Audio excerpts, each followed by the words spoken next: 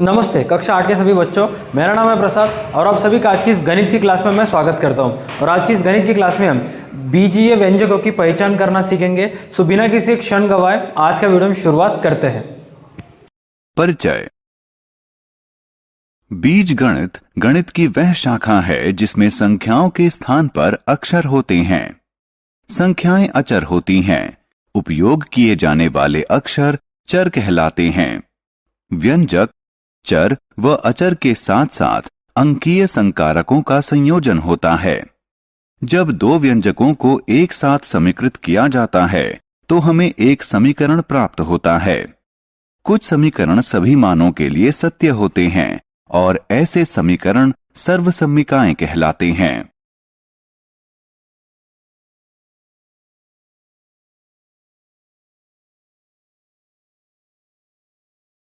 उद्देश्य। इस पाठ के अंत में आप निम्न करने में सक्षम हो जाएंगे।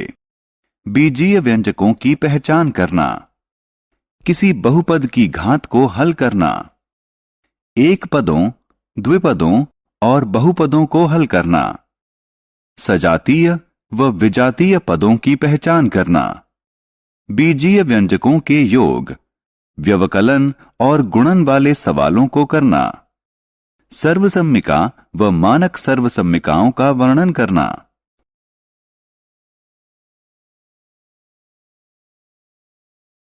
व्यंजक क्या हैं? एक चॉकलेट का मूल्य 5 रुपए है और एक पेन का मूल्य 10 रुपए है। 3 चॉकलेट और 10 पेन का कुल मूल्य कितना होगा? इस सवाल को हल करने के लिए हम एक व्यंजक बनाते हैं। एक पेन का मूल्य x रुपए है। एक चॉकलेट का मूल्य y रुपए है। 3 पेन का मूल्य 3x है। 3 चॉकलेट का मूल्य 3y है। 10 पेन का मूल्य 10x। कुल मूल्य बराबर 3x जमा 10y है, जो कि गणना करने पर बराबर होगा 115 के।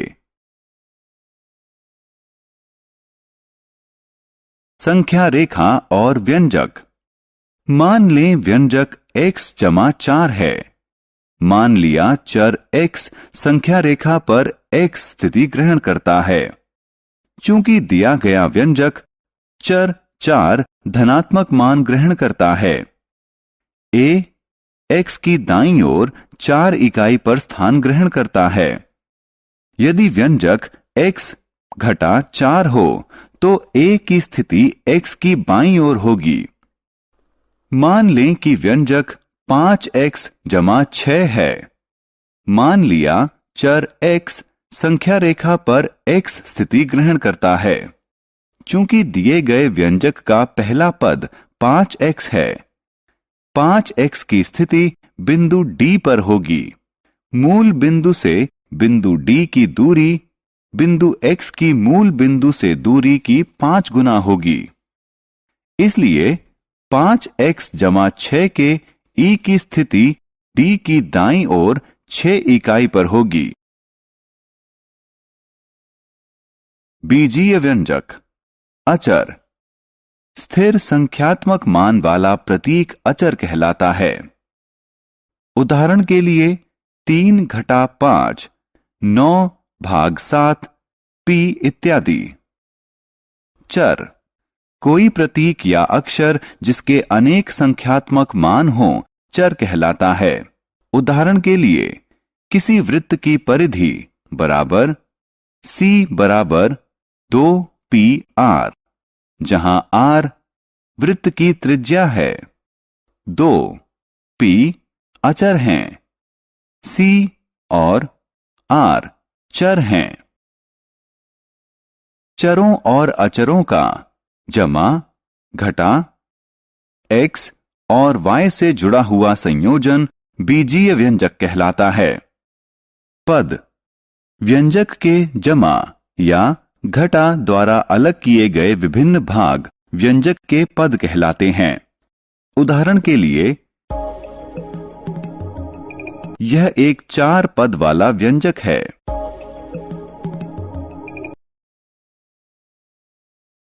बहुपद ऐसा बीजीय व्यंजक जिसके चरों में केवल गैर ऋणात्मक पूर्ण सांख्यिक घातें यानी पावर होती हैं बहुपद कहलाता है। उदाहरण के लिए 1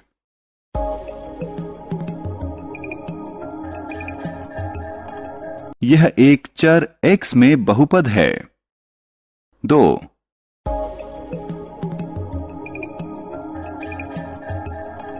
यह दो चरों x और y में बहुपद है।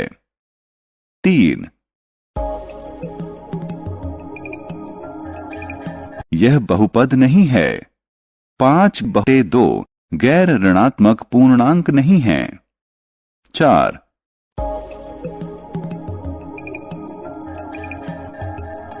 यह बहुपद नहीं है। ऋणात्मक 8 गैर ऋणात्मक पूर्णांक नहीं है। बहुपद की कोटि बहुपद में किसी पद की उच्चतम घात बहुपद की कोटि कहलाती है। कोटि के आधार पर बहुपदों को रेखीय बहुपद, द्विघातीय बहुपद, त्रिघातीय बहुपद, चतुर्घातीय बहुपद इत्यादि में वर्गीकृत किया जाता है। रेखीय बहुपद कोटि 1 वाला बहुपद रेखीय बहुपद कहलाता है।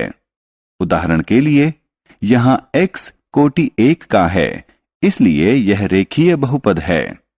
द्विघातीय बहुपद कोटि 2 वाला बहुपद द्विघातीय बहुपद कहलाता है। उदाहरण के लिए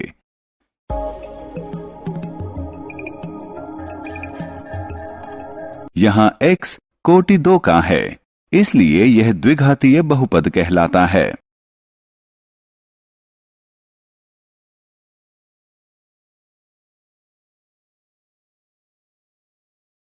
त्रिघातीय बहुपद कोटि 3 वाला बहुपद त्रिघातीय बहुपद कहलाता है।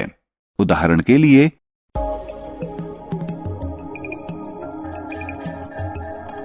यहां x कोटि 3 का है, इसलिए यह त्रिघातीय बहुपद है। चतुर्घातीय बहुपद कोटि 4 वाला बहुपद चतुर्घातीय बहुपद कहलाता है। उदाहरण के लिए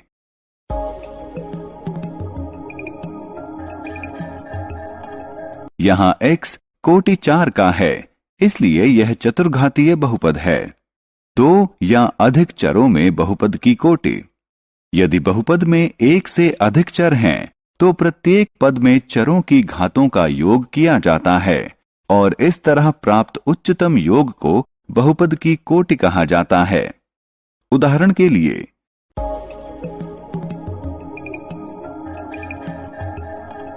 यहां x और y में कोटि 5 वाला बहुपद है।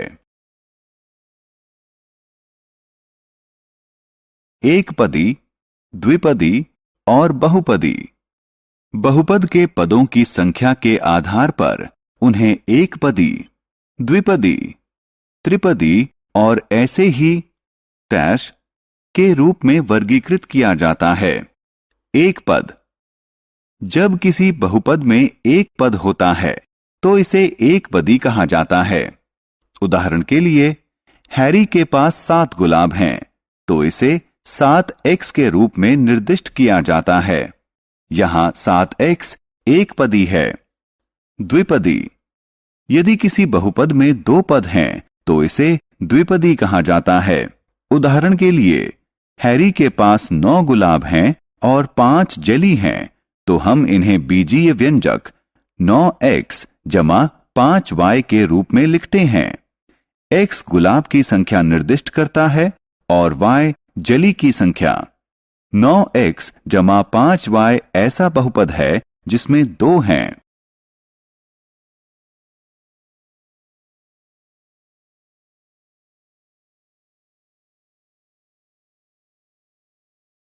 त्रिपदी यदि किसी बहुपद में 3 पद होते हैं तो वह त्रिपदी कहलाता है। उदाहरण के लिए हैरी के पास 8 गुलाब, 6 जेली और 5 चॉकलेट हैं, तो इसे बीजीय व्यंजक के रूप में 8x जमा 6y जमा 5z लिखा जाता है। यहां x गुलाब की संख्या निर्दिष्ट करता है, y जेली की संख्या निर्दिष्ट करता है। z चॉकलेट की संख्या निर्दिष्ट करता है। 8x जमा 6y जमा 5z एक त्रिपदी है जिसमें 3 पद हैं। बहुपद। सामान्य रूप से यदि किसी व्यंजक में एक या अधिक पद हैं जिसके गुणांक शून्य नहीं हैं तो वह बहुपद कहलाता है। उदाहरण 4x जमा 4xy जमा 17xz² घटा 10y² जमा 19।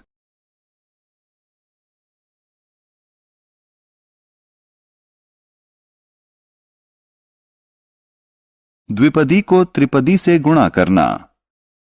इस गुणन में हमें त्रिपदी के सभी तीनों पदों को द्विपदी के दोनों पदों से गुणा करना होगा।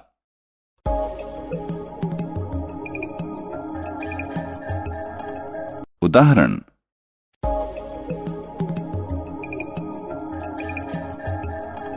सरल करें।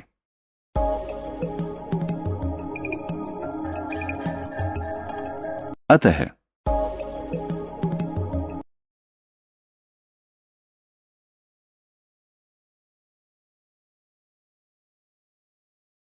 सर्वसम्मिका। सर्वसम्मिका क्या है? इस समीका पर विचार करें। हम इसके दोनों पक्षों का मूल्यांकन करेंगे। a के किसी मान के लिए समीका माना a बराबर 10। a बराबर 10 के लिए समीका के दोनों पक्षों के मान बराबर हैं।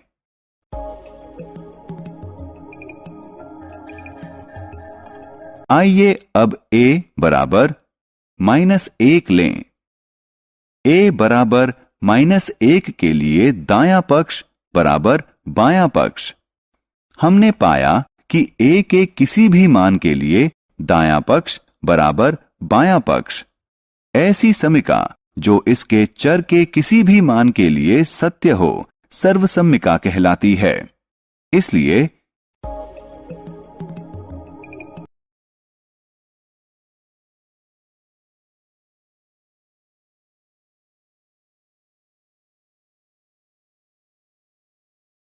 समीकरण।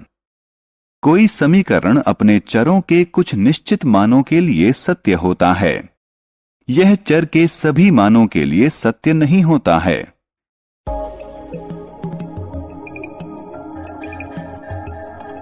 a बराबर 10 के लिए सत्य है, लेकिन यह a बराबर -1 या a बराबर 0 इत्यादि के लिए सत्य नहीं है।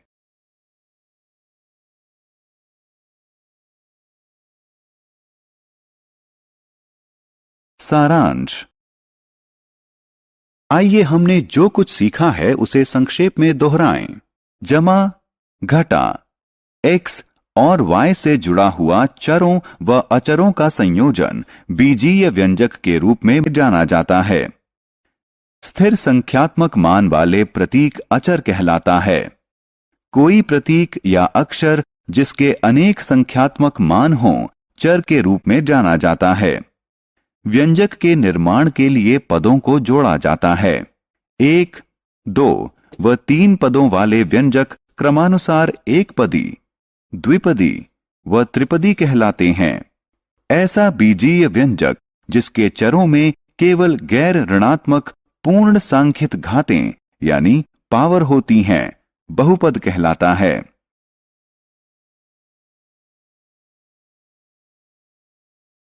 समान पद समान चरों से निर्मित होते हैं और इन चरों की घातें समान होती हैं।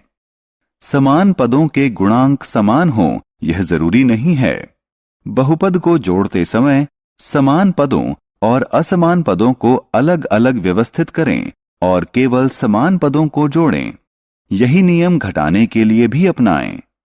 गुणन के लिए बहुपद के सभी पदों को दूसरे बहुपद के सभी पदों से गुणा किया जाता है। आप सभी बच्चों का तहे दिल से धन्यवाद इस वीडियो को फिर से एक बार देखने के लिए। आप सभी से उम्मीद है कि आप इस वीडियो को लाइक करोगे, इस वीडियो की लिंक आपके दोस्त के साथ शेयर करोगे, हमारे यूट्यूब चैनल को सब्सक्राइब करोगे। अगर आप एक बच्चे के माता पिता है तो आपसे उम्मीद है कि आप प्ले स्टोर से जाकर DA2 अकेडमी का ऐप डाउनलोड करोगे, ताकि वहाँ पर आपको सारे के सारे वीडियोज़ एक जगह पर एक प्लेटफॉर्म पर मिल सके। अधिक जानकारी के लिए डिस्क्रिप्शन में लिंक दी हुई है, आप वो चेक कर सकते हो। आप सभी का फिर से एक बार धन्यवाद इस वीडियो को देखने के लिए। तब तक के लिए देखते रहे हमारे YouTube channel DA2 academy. Stay connected. मिलते हैं नेक्स्ट वीडियो में।